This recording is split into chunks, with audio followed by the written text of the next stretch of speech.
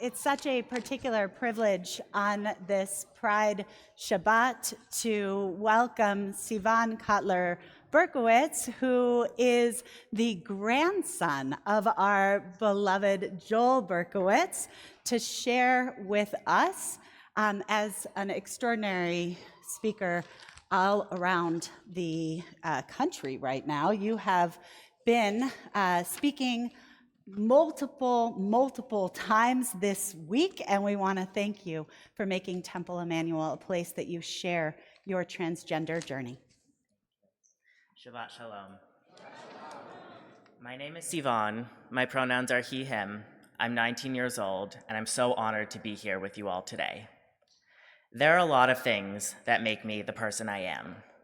I'm a student and an aspiring teacher. I'm an advocate and a volunteer. I'm a tutor, a babysitter, a dog lover, a friend, a brother, and a son. And I'm also transgender. Let me take you back 19 years. On November 16th, 2004, 2 babies were born in New York City. And at 4:04 p.m., the doctor said to my parents, "Congratulations, you have a baby girl." 5 minutes later, when my twin brother was born, they said, "Congratulations, you have a baby boy." My parents were overjoyed to have 2 healthy, sweet babies. 8 days later, they revealed to the world their names. They named their baby girl Sivan and their baby boy Lev. I had a really happy childhood. After living for a few years in Manhattan, my family moved to the east side of Providence, where we had an amazing Jewish community. I loved my school and my friends. My parents encouraged all 3 of their kids to engage with what we were interested in and pursue what we were passionate about from a young age. And for me, one of those things was sports. Whether I was on the soccer field, the basketball court, the baseball diamond, even the empty parking lot across the street from my elementary school where I played football every day during recess. That's where I was most comfortable, most happy, most me. In elementary school, I also gravitated towards more boys' clothes. I expressed that, and when I went shopping at Target or Old Navy, I was allowed to shop in whatever section I wanted. I was just me. I was a happy kid, and I was loved and supported for just being me. And so I never really thought twice about my gender. Until I was 10 years old. When I was 10 years old, I started to get these feelings of disconnect between the gender everybody knew me as, a girl, and the gender I truly felt on the inside. Not so much a girl. In fact, a lot closer to a boy. So one afternoon, when I was in 5th grade, my twin brother and I were hanging out in the room that we shared. And it was a regular afternoon after school. We'd gotten home, had a snack, done our homework, and we were in our room, and we had one of those mini basketball hoops that you put over the back of a door, the mini foam basketball, and we loved that thing. We'd play with it for hours on end. And that afternoon, we were shooting baskets, tossing the ball back and forth, chatting, laughing. And it was then that I turned to my twin brother, I turned to Lev, and I said, "Lev, sometimes I feel like a boy." And he paused, just for a moment, little foam basketball in his hand. Then he turned to me, shrugged his shoulders, and said, "Well, keep on wearing boys' clothes and playing sports." And he took his shot. I can't begin to describe the amount of relief that flooded through me. That my twin brother, the person I called my best friend in the entire world, took these feelings that I was struggling to navigate and understand and provided to what seemed like to 10-year-old me a perfect solution. And so I did what he suggested. I just kept being me. And it was enough until it wasn't. Until I entered middle school and the standards for femininity and masculinity increased, and for the first time in my life, I felt a pressure to conform to a person I wasn't, never had been, and knew I never would be. I began to withdraw, and I became depressed, and these feelings of being in the wrong body only became stronger and stronger until they were taking over my life. So by 7th grade, when I determined that living as anything other than my true self, living as anything other than a boy, was worse than not living at all, I knew it was time to tell my parents. And so through conversations, I shared with my parents that I actually wasn't their daughter, I was their son. I wasn't a girl, I was a boy. I was still the same kid, still the same Sivan they'd loved and raised the past 13 years. The only difference was now everybody was gonna get to see me for who I truly was. And my parents, their response was actually quite simple. They said, "We love you and we support you, and we believe that it is our job as parents to love and support our kids and to help them live their most happy, healthy, and successful lives as possible." And so just like when my brother became obsessed with baseball at a young age and they signed him up for Little League and bought him a baseball glove and bat, and just like when we discovered I had some learning differences and they got me the support I needed to succeed academically in the classroom, just like they supported their kids in those situations, they knew that when their child was coming to them and sharing his truth, that they had to support him, that they had to support me. And that's exactly what they've done and continue to do to this day. So after sharing my truth with my parents and my family, I told my friends and my community, and the response was overwhelmingly positive. I cut my hair short and I changed my pronouns from she, her to he, him. And finally, my insides were matching my outsides. But there was still one thing. I was in 7th grade, prime time for full-blown puberty. On a daily basis, my body was betraying me, and that made me miserable. So I shared that with my parents, and they brought me to the gender clinic at Boston Children's Hospital, which was the first clinic in the country to treat transgender and non-binary youth. In fact, the co-founder, Dr. Norman Spack, belongs to this very Temple Emmanuel. The gender-affirming healthcare that I've received in the past 6 years has been absolutely life-saving, and I don't say that word lightly.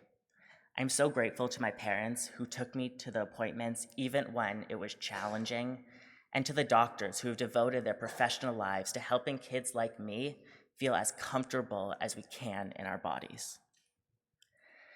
So it's June 2024 now, and it's been over 6 years since I transitioned, and I'm absolutely thriving. I just finished my first year of college, where I'm studying special education and psychology. I love hanging out with my brothers and my friends and reading, and I have a passion for working with kids with diverse needs and have extensive experience working with kids with disabilities in all sorts of settings. Now, that's not to say my life is perfect in any way. I'm still a human and a teenager at that. I stay up too late and then always regret it in the morning. I complain about my homework here and there, and sometimes I have to navigate complicated social situations with my peers. But I am here, I am able to roll my eyes when my alarm goes off and press snooze way too many times, and complain about my homework but still do it, and learn to navigate complicated peer situations because of the love and support that I've had from my family and from my community. I can confidently say that I would not be here today if it wasn't for that love and support. And I don't just mean not here at Temple Emmanuel sharing my story with you all, but I mean not here on this earth, in this world, living this life. And that's hard to say, and I know it can be hard to hear, but it's also very important to say and very important to hear. Because the suicide rate for transgender youth who are not supported is horrifically high, hovering between 40 and 50%. But when you factor in just one supportive adult, whether that's a teacher, a parent, a coach, that number drops way down. And then imagine what it's like when you have a completely supportive family and community. That's when you get people like me, thriving, young, confident transgender individuals. Right now, it's hard to be a transgender person in our current political climate. There are hundreds of bills, many passed, many not passed, and hopefully won't be passed, but in the Senate, that are trying to restrict people like me and our rights. They're trying to take away our rights from playing sports on the sports teams we belong, from accessing the gender-affirming healthcare that I spoke about earlier, that are trying to strip away our humanity, our childhoods. I hope that one day we live in a world where everybody is loved and supported for who they are, including transgender individuals. But until that world is our living reality, I will continue to speak and to share my story. I share my story with people like all of you, with companies like Nike and Disney, on national television, even with President Biden at the White House. I believe that so much of the hate and the discrimination against people like me stems from misinformation. And so I believe that when stories like mine are shared and heard, people's opinions can and do shift and evolve. I've seen it firsthand. Now, this might be the first time you're hearing directly from somebody who is transgender share their story. It might not be the first time. You might know someone who is transgender. You might love someone who's trans. You yourself might be trans. Whatever it is, if there's one thing I want you to take away from my story, it's this. When transgender youth like myself are loved and supported for who we are, we thrive. Thank you. Wow.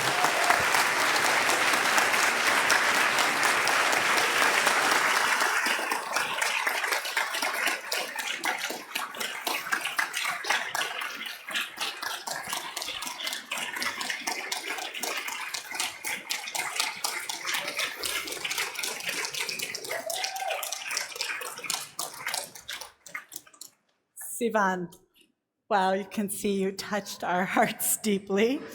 Can I ask you, for those of us who want to be supportive, can you give us 2 or 3 practical things that we can do to support those in our lives and in our world? Absolutely. The biggest thing and the first thing that comes to mind is pronouns. We all have pronouns, whether they're the ones that we were assigned at birth and that correlated with our gender identity and assigned sex at birth or not, but we all have them. And sharing your pronouns can go a really long way. So when I meet people, I say, "Hi, I'm Sivan, and my pronouns are he, him." And that opens up this space and immediately makes it more inclusive and more accepting. So sharing your pronouns always is an important thing to do for everybody. And the other thing I would say is we're very lucky to live in Massachusetts, where for the most part, our politicians and the legislature does not go against people like me. But that's not the case everywhere. And so calling other legislators, taking that action to help other kids who are like me but whose rights have actually been taken already is very important. There are tons of resources online that you can find about who to call, what messages to send, and really do that work so that all kids like me can live just our true lives.